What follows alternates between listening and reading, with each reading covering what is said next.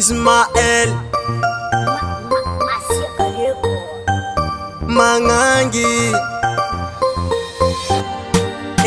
Nene Biave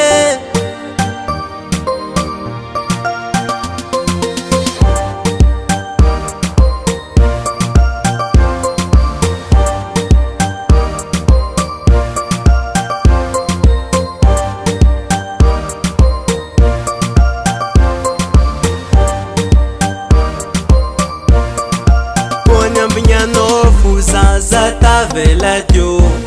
Panpuera ananga kuzabut ni kakao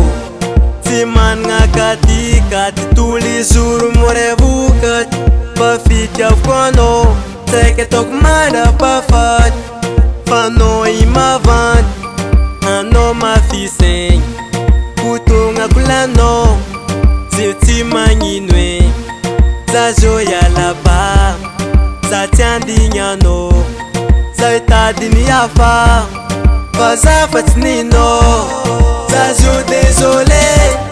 Zajo désolé Désolé amnoza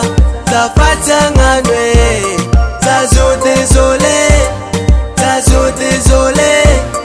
Désolé amnoza Zafata nganwe Niyambinyano Anoti nave Mavandi marinye Anova yave Miyambinyano Karafa ulufwang Timangi nune kizala nino futwang Namangunyambesa ku Anoti nave Mavandi marinye Anova yave Zala nino futwanga Karafa ulfwanga Timangi nuneki Pavya vutarek Zajo désolé Zajo désolé Désolé amnoza Zafata nganwe Zajo désolé Zajo désolé Désolé amnoza Zafata nganwe Atiruka no wizi Panoti madok Putuanga ngatera no zano nande nano Zajo fanlamteng Fatisya mino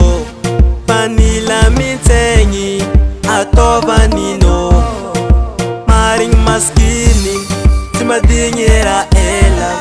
Namino zatyan Natofanda nyangalera Zajo fatyangan Manila mnyize Namino zatyan Karale la dinde Zajo désolé Zajo désolé Désolé amnoza Zafata nganwe Zajo désolé Zajo désolé